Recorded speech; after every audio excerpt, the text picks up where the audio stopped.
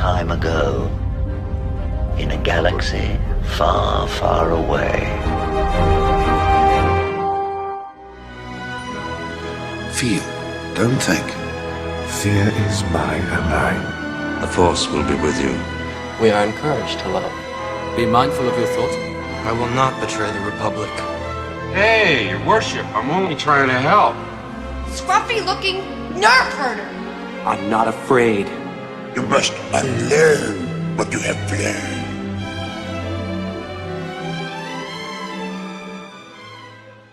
So, a friend of mine from Britain sent this video to me, Star Wars comics, and the guy is one of the first, I would say, outlier Star Wars YouTube channels that has started talking about retconning the sequels in a serious way. This is not a black pill channel. This is not Jeremy Griggs or Drunk 3PO or Nerdrotic who think they have the inside scoop on everything. This is not, Brian Nebrick, WDW Pro.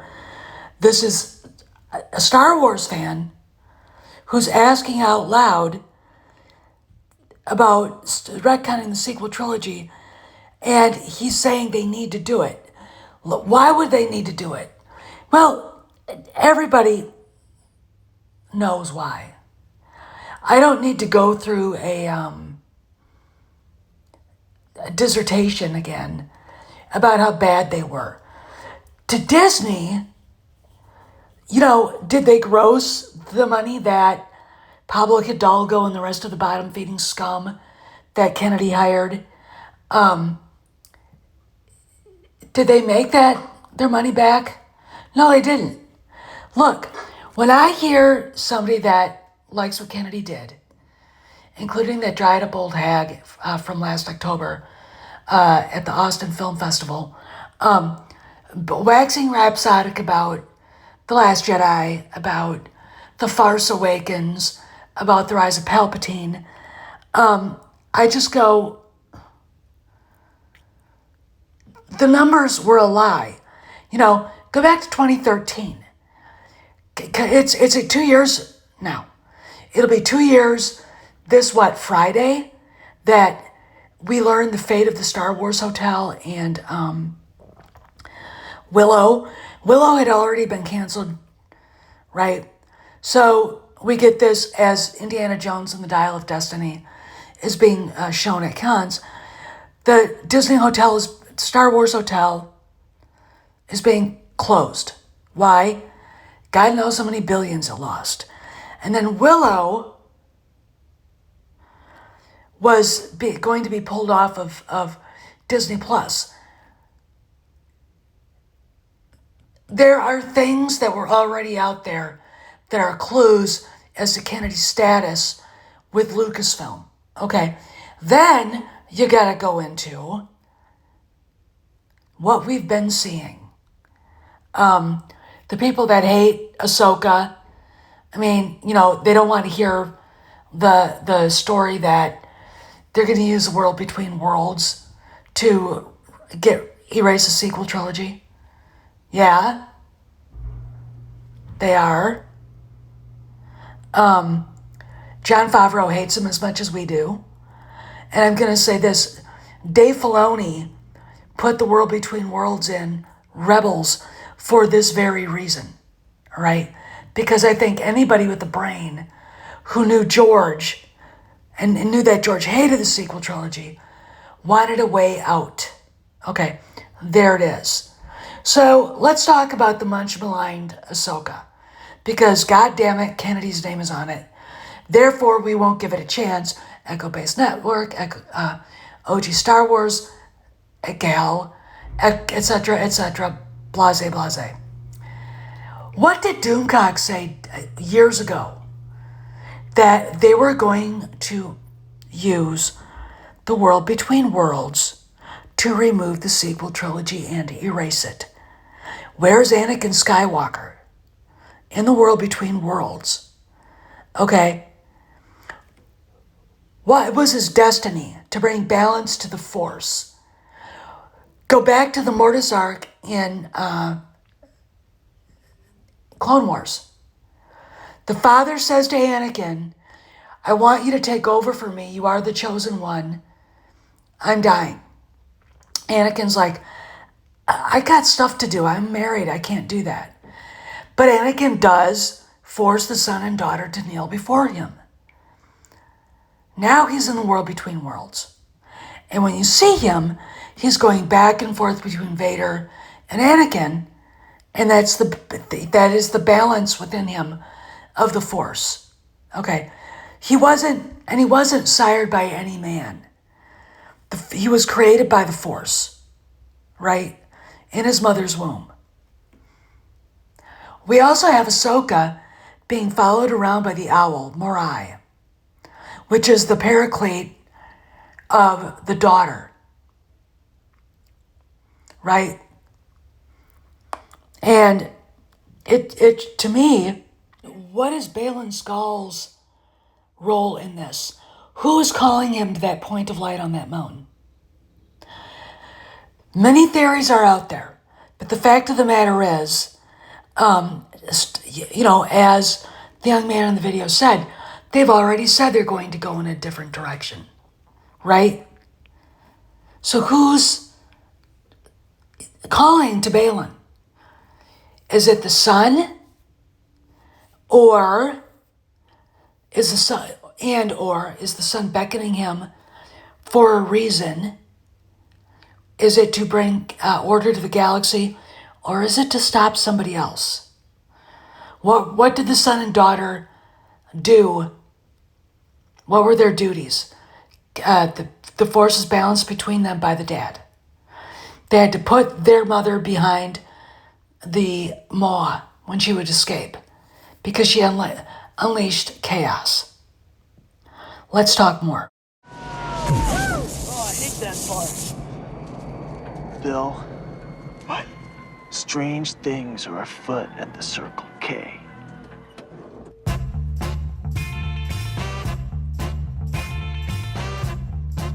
Jesse, how have you been? I've been... Great. I'm back, and you're fired. Hello, all. No need to run. Your fates have already been sealed. You're safe. Oh, my God. You're safe for now. Hello, nice to see you. Who's your best client? Jesus. I represent John and Kate Pussy. Where are you, Davies? All right. I'm already packing to save myself the indignity. That's too bad. Ari, Jesus Christ! Did you lost your mind, Ari? Where did it come from?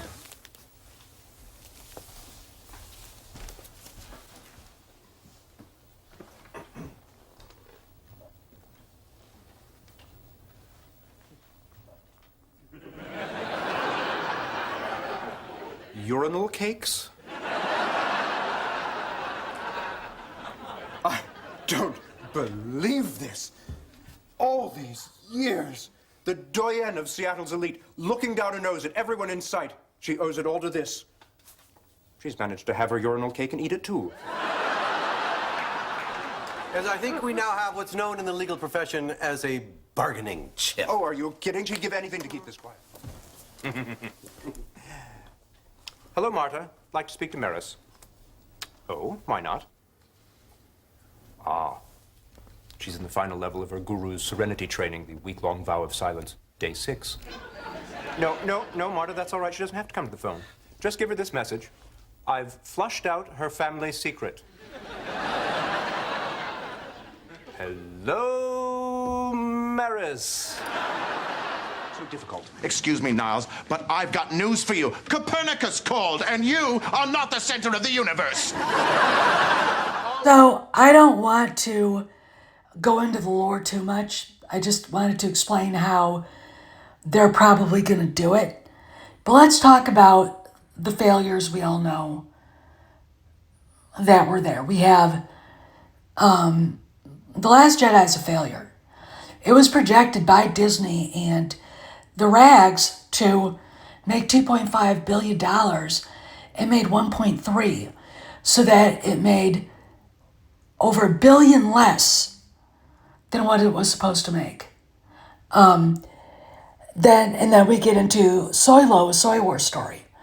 Kennedy here, Miss, such a great filmmaker, blah, blah, blah. She couldn't be bothered to watch the dailies. And then when she finally stopped and watched them, she was horrified. Okay, so you gotta wonder, why did Steven Spielberg want to walk away from Indiana Jones and the Dial of Destiny? Think about the woman who made, or who was at the head of Lucasfilm when Soylo came out. Okay, you have Kathleen Kennedy. All right, and then they could not find a director. They didn't like what Colin Trevorrow was doing, which a lot of people liked the script. They'd read it. Cameron read it. And I looked at it. I didn't like it because it has to stay a Skywalker story. And it's not anymore. In that too, which, I'm sorry, I found that offensive. All right. So she fires Trevorrow, gets JJ back, who's so complacent. He brings Chris Terrio with him, and they make it worse. The movie barely makes $1 billion, and it was in the theaters on purpose to make $1 billion. Why? Because part of her contract, this is from 2018, was the last movie that she makes has to make over $1 billion, and then it's automatically renewed, no matter what. And Disney can't just say, wait the fuck a minute. Okay, so that's why she got renewed. They didn't make a big deal about it because they didn't want her around. All right, then we see Gina Carano get fired, and this is after Luke Skywalker appears triumphantly in episode 16 of season 2 of The Mandalorian. All right, that pissed her off. She took it out on Favreau by firing Gina Carano. Now remember, Gina is a target for her. The real enemy is John. Because John showed up and started making successful Star Wars because she couldn't figure out how to fucking do it. Okay? And so we've got that. Then the Book of Boba Fett comes out, and we find out John's not on set every day. And it goes from being, I think, a fairly interesting show to, at some parts, going, Jesus, what the fuck am I watching? With parts of The Mandalorian put in. Okay, but wait, there's more. We've got that. That didn't go over well with fans. I liked it. I didn't hate it. Kenobi comes out. And the usual suspects bitch about the black actress. And bitch about how Leia took over for Luke and blah. And then you try to explain to him why it made more sense for Luke not to be kidnapped because no one knows who the fuck he is on purpose. They all know who Leia is. All right?